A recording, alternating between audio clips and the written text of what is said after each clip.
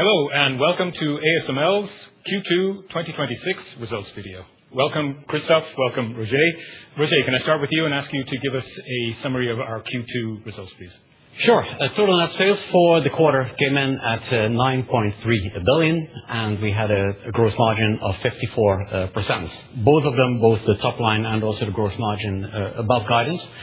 Main reason why it was above guidance is the installed base business. The installed base business came in at 2.8 billion. That is 300 million more than we expected as a result of the fact that customers are really looking for a productivity enhancement, and therefore the upgrade business was quite high. Net income came in at 2.9 billion. In the 2.9 billion is also an estimate of the cost associated with the tech and IT transformation. So that's included in that number. So all in all, I would say a very strong quarter, both from a market dynamic perspective and from an execution perspective. And then looking further ahead, can you also provide us with a guide for Q3 and then the full year 26? So the way we look at Q3, we guide total net sales between 11 and 12 billion for Q3, with a growth margin between 55 and 57%. We are looking at an installed base business of approximately 2.9 billion for Q3. If we look at the total year, we're looking at total net sales guided between 43 and 45 billion, and a gross margin between 54 and 56% for the full year. So then maybe, Christophe, if I can turn to you and ask you to give us maybe a sense of the market dynamics that have led to the upgrade in the guidance that Roger just talked about. Well, I think it's really a combination of a continuous very strong demand from our customer, but also, that's very important, our ability to respond to that demand thanks to the strength of our supply chain, manufacturing, and the install team in the field. So if we look at the market demand, the end market demand, this has motivated our customer to increase their capex, but also accelerate all their plans, and this really creates a need for more system, basically starting this year. We are doing the same on our side, extending output, extending basically our team so that we can support them moving forward. So that dynamic we see both with logic and DRAM, and what we also see for both logic and DRAM is that our customers are getting long-term agreement with their own customer, which really invite them to commit for the long term because they have what I would call a quite unprecedented visibility on what will happen to the market. And if we start maybe and take a slightly deeper look then on logic first maybe, and what you're seeing there specifically. Well, quite a bit happening with logic. So first, if we look at the existing advanced node, 5, 4, 3 nanometer, we see that our customers are trying to add a lot of capacity there now, and this is because there is a huge demand on those technology coming from AI. At the same time, the 2 nanometer ramp is down as aggressively as possible. We see customers adding capacity, accelerating their plan, and they even start basically to look at the 1.4 nanometer ramp. So all of that together means that our revenue for advanced foundry logic this year should increase by about 25%. And if we also look at memory in that regard, what are you seeing there? Well, I think if we look at the price of memory today, either for DDR or for HBM, there is a clear need for more supply. And this is translating into, again, acceleration of capacity plan from our customer. Yeah. So this is happening with all customers. And on top of that, as we discussed previously, the latest node are calling for more litho, for higher litho intensity, both on EUV, but also advanced immersion. Yeah.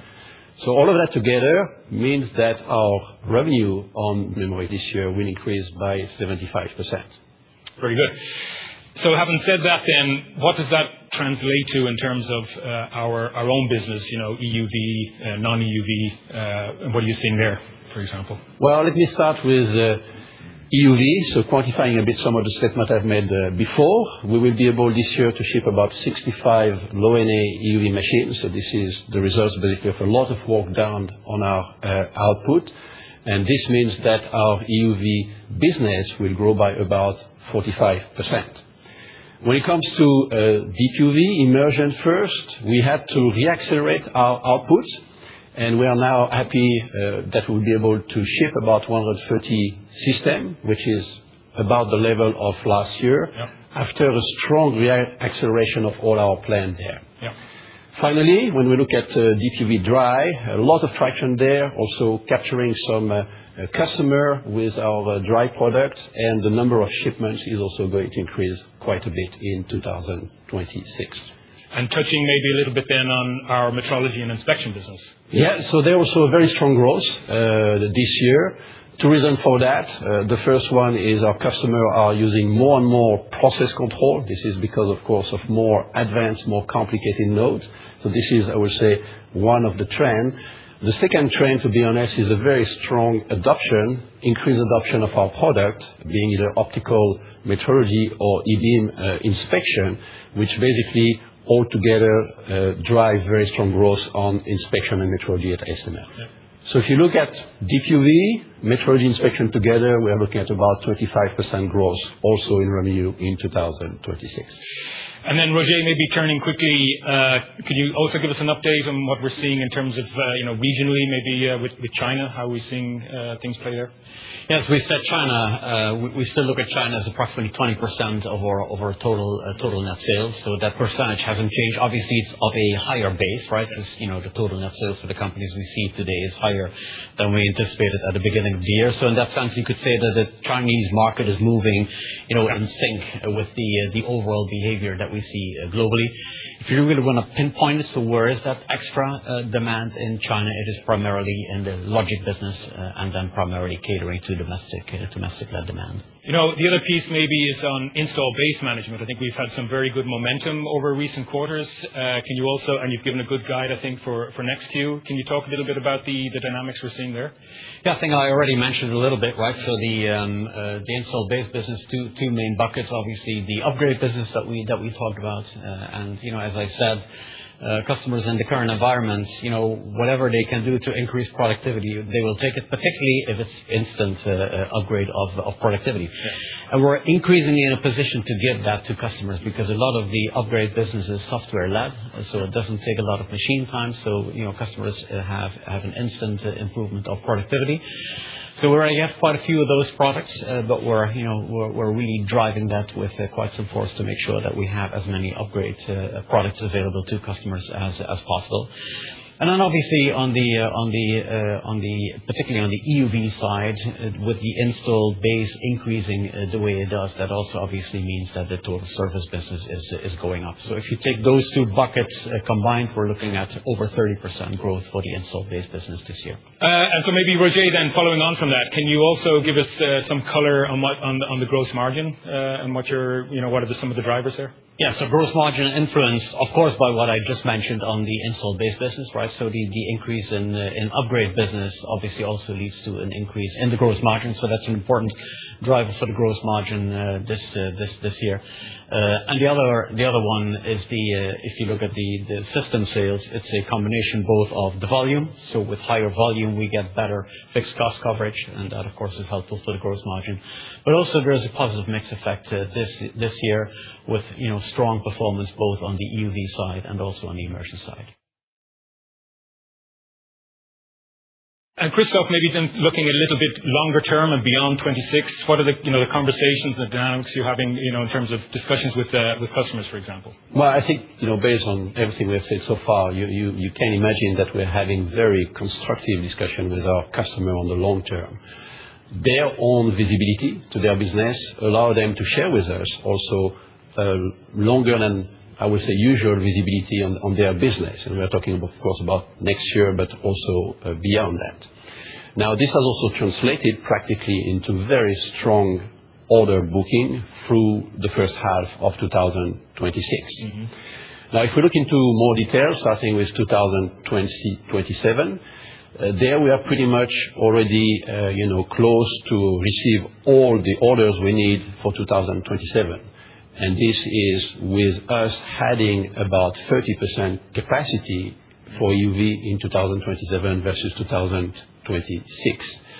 When we look at 2028, we have received already a large number of orders from our customer for EUV, and this has also invited us very strongly to investigate another 30% increase in our EUV capacity for 2028. Now, of course, when EUV grows, Deep UV grows as well. Immersion is going to be important. And there also for 2027 and for 2028, we are going to look at a 30% increase of our capacity for both years. And then maybe if we can switch gears a little bit, and if you can provide us with a little bit of an update on the technology front and maybe High-NA, how are things going there? Well, maybe on High-NA, I'd like to start with the press release we had this morning about Intel. So as you may have read it, Intel is basically now using High-NA in production on their most advanced products. So it means that some of the products you buy today from Intel have been created with an High-NA machine. So this is, of course, a very important milestone. This is a proof of the maturity of the tool. We've talked a lot about that in the last quarter. We are seeing that happening with all customers, and therefore expect to enter that discussion with all our customers on how exactly and when exactly the tool will be inserted in high volume manufacturing.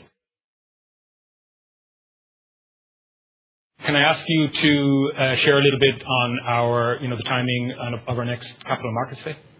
Well, I think we will all agree that a lot has happened in our market in the last few quarters. So I think we believe it's time to revisit our assumption, revisit a bit the analysis we have of the market, and we'd like to welcome all our investors on June 10th next year, 2027, for our next Capital Market Day, which will be for us the opportunity to look again at the context of the market and define basically what it means a bit for the long term of ASML business. With that, thank you, Roger. Thank you, Christophe. You're welcome. Thank you.